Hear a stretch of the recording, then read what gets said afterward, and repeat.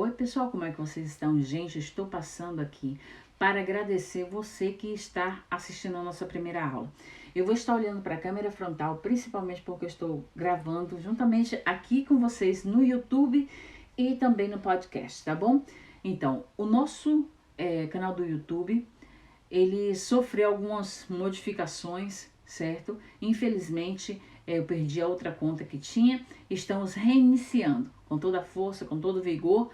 E o nosso objetivo aqui é estudar a palavra de Deus. Esses vídeos é uma série para pessoas que são estudantes da Bíblia. Não importa se já tem muita experiência, se já sabe, com certeza, assim como eu, certo? Que já li a Bíblia várias vezes, aprendi muitíssimo. Então, desculpa que eu não vou estar olhando nessa câmera, eu vou estar olhando aqui para essa câmera frontal, por causa do microfone também, para a gente alcançar o máximo de pessoas. Se você ainda não se inscreveu, o tempo é agora, certo? Ative o sininho de notificação para que você possa estar por dentro de todas as mensagens e todos os vídeos. Esses vídeos serão bem pequenos, bem curtos para você poder acompanhar, tá bom? Mas vamos lá.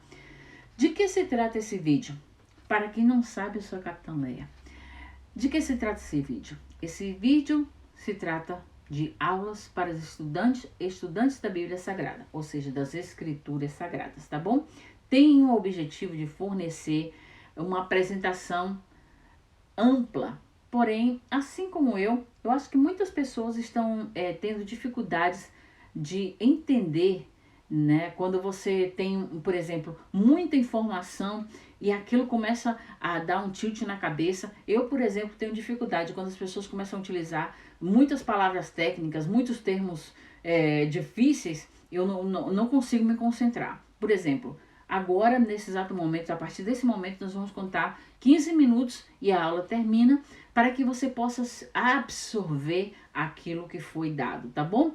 Então, o que nós vamos falar nessa primeira aula, ou seja, nesse primeiro capítulo?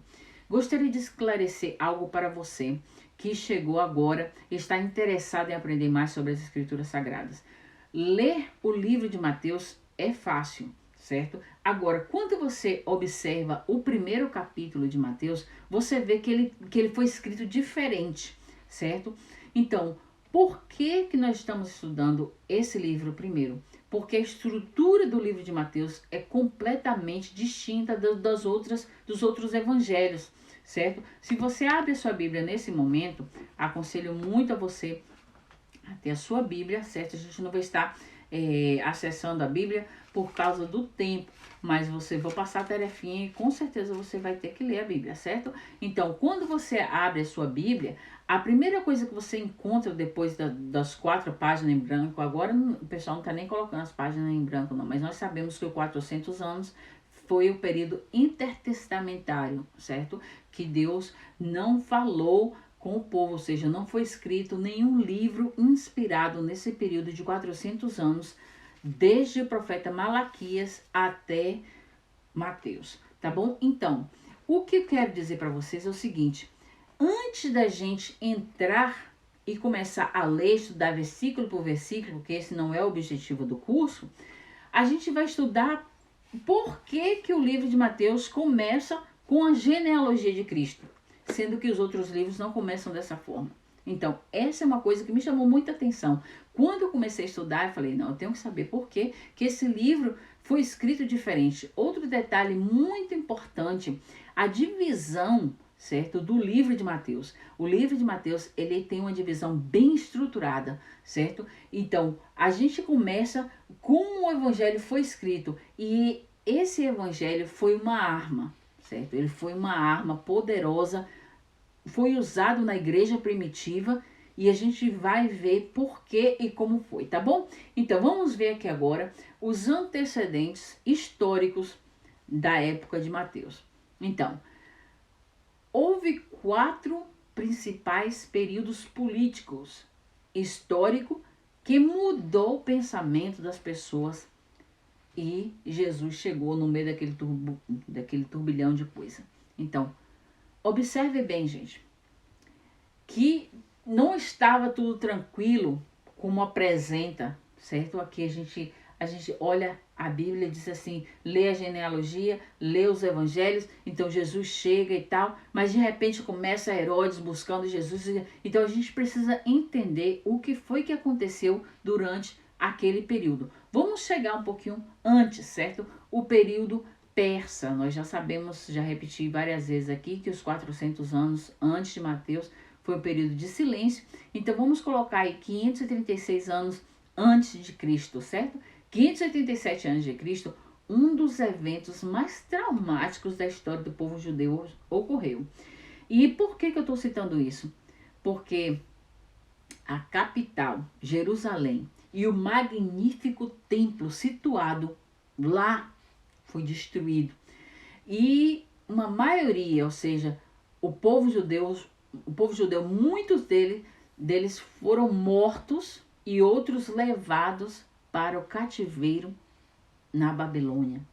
Porém, quando foi levado esse pessoal para a Babilônia, ou seja, os judeus foram levados para a Babilônia, não foi assim, ei gente, olha, a gente está indo lá e tal. Quando a gente lê os livros, assim, Jeremias falando assim, que estava cantando com a harpa, não sei o que, a gente tem aquela imagem, né, da Bíblia, a harpa e tal. Gente, foi levado pelo exército babilônio cativo. E naquela época era o rei Nabucodonosor, ou seja, o sistema era bruto. Então, se fosse uma coisa hoje, quando a gente vê aquele pessoal, como aconteceu, né, recentemente lá no Oriente Médio, as pessoas correndo desesperadas, querendo sair de um lugar para outro. Então, foi isso que aconteceu. O templo do Senhor, o templo onde as pessoas iam adorar a Deus, foi destruído. Então, muita gente foi morta e o que não morreu foi levado cativo pelo exército babilônico. Olha, bom, surpreendentemente, em 539 a.C., enquanto os judeus ainda estavam no cativeiro, o próprio Império Babilônico foi derrotado pelo Império Persa, por isso que fala período persa. Então, quer dizer, interessante, gente, observe que coisa mais interessante. O povo judeu estava sendo cativo por duas potências mundiais naquele tempo. Primeiro pelos babilônios, certo? E agora Babilônia perde a guerra e os persas vêm e controlam a Babilônia. Mas Babilônia ainda tinha o poder sobre os judeus. Quer dizer, os dois impérios estavam ali comandando o povo judeu. Ou seja, eles estavam oprimidos, certo? E com certeza o desespero deve ter sido muito grande, porque naquela época não existia, por exemplo, os direitos humanos que a gente tem hoje. Postam na internet que a ONU vai mandar um caminhão de comida. Não, o sistema lá estava bruto mesmo. A situação não estava fácil. Outro ponto importante, certo? É que naquela época, como as pessoas iam adorar a Deus no templo, não existiam as sinagogas, certo? As sinagogas que eram templos menores, como foi criada. Sabe como foi criada as sinagogas? Dentro do cativeiro, certo? Então, a história registra que as sinagogas começaram a se formar, não foi na Judéia, não foi em Samaria, e sim dentro do cativeiro. Então, isso daqui dá uma pregação maravilhosa, certo? Quando a gente está sendo oprimido, aí pode surgir. Então, nessa época, a história diz o seguinte, que começaram a surgir, a reunir-se nas tendas.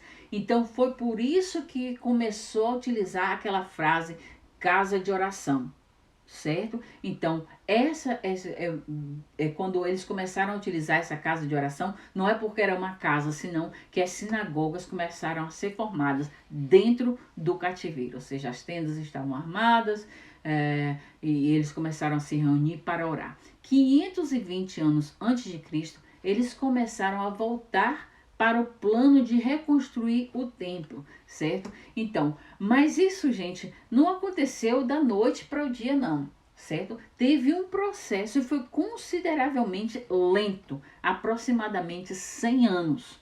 Os judeus foram deixados do cativeiro por muitíssimos anos. Então, vamos ver aí que pouco a pouco os grupos foram sendo liberados. Nós conhecemos a história bíblica que saiu do cativeiro Sadraque, Mesaque e Abednego, né? Então saiu do cativeiro também outras pessoas importantes dentro da Bíblia, mas a gente está focado no livro de Mateus. Depois eu vou voltar e a gente vai dar uma checada aí, quem foram aqueles que saíram. Não vou prometer porque agora a gente está focado nesse detalhe, mas vamos ver. Os judeus foram deixados lá, certo? E grupo por grupo foram liberados. Alguns judeus decidiram permanecer na Babilônia, gente, sabia disso?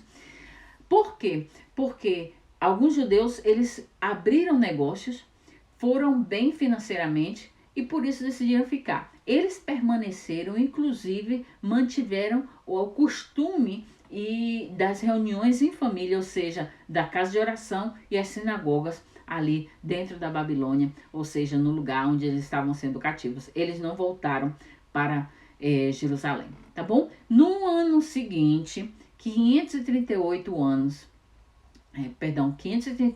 antes de Cristo, com a permissão do rei persa, ou seja, o rei Ciro, um pequeno remanescente de exilados judeus voltou para reconstruir a cidade de Jerusalém e o templo.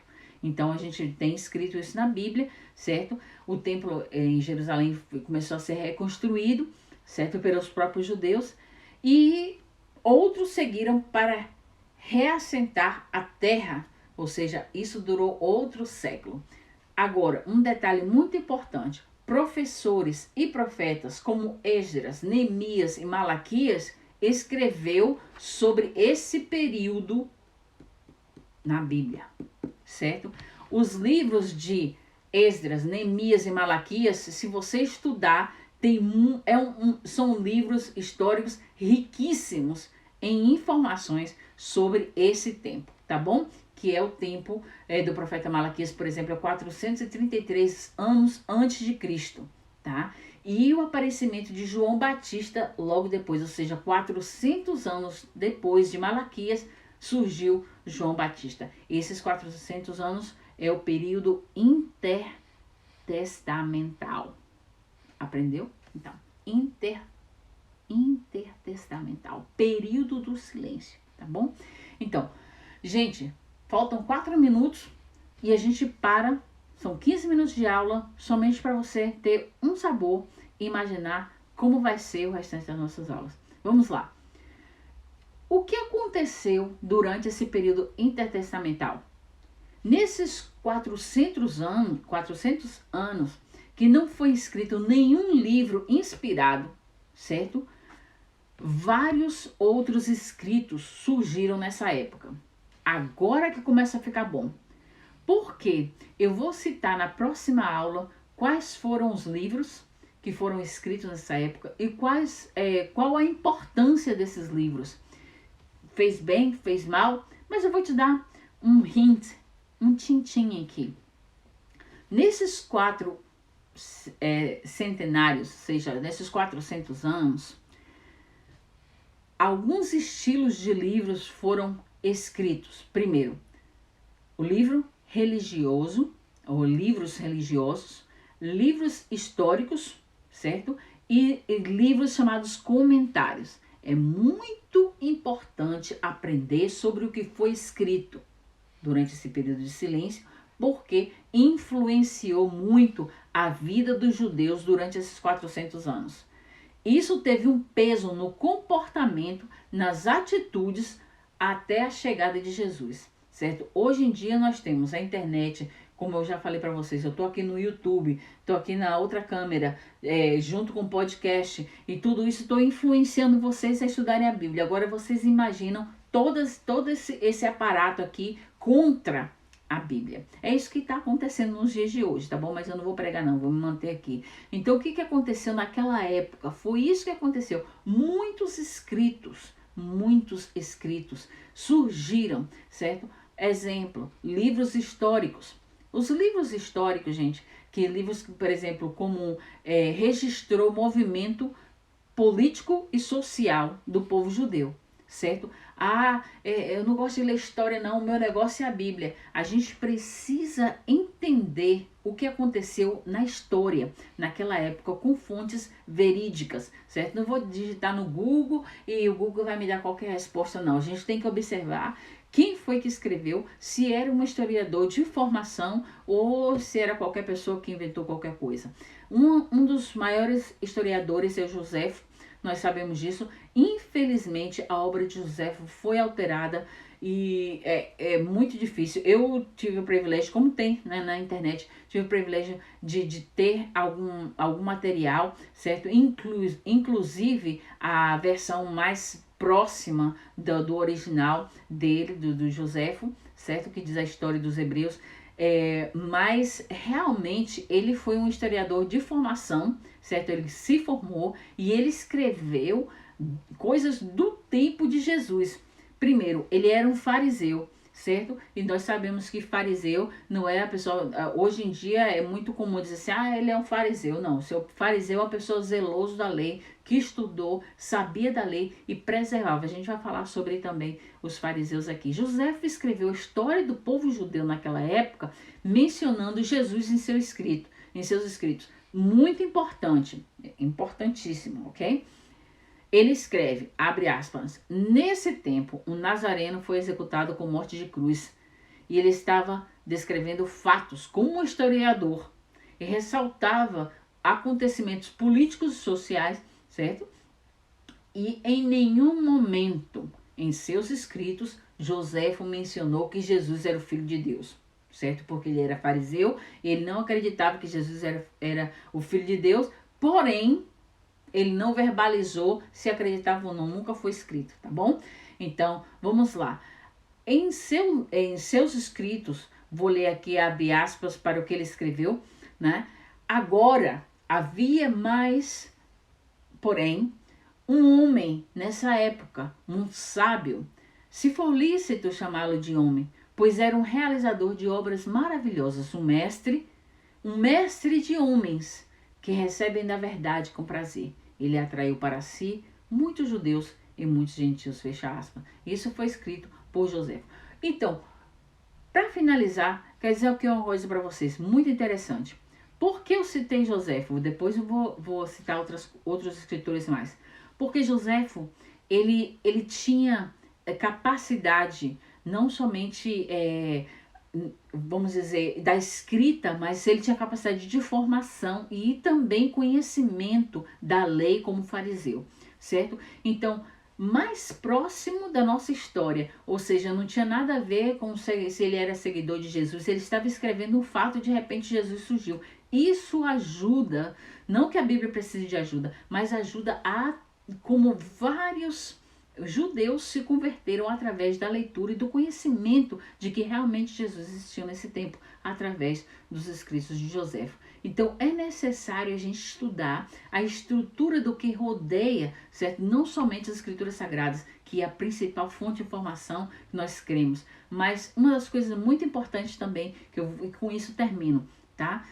Joséfo foi o único escritor daquela época, ou seja, o único historiador da época que escreveu sobre a morte do irmão mais novo de Jesus, certo? Chamado Tiago o Menor. Não quero confundir aqui com o Tiago, filho de Zebedeu, certo? Que é o irmão de João, que foi decapitado em Jerusalém. Não. Joséfo escreveu, certo? Que da seguinte forma, Joséfo não hesitou em testificar em seus escritos dizendo essas coisas. Abre aspas.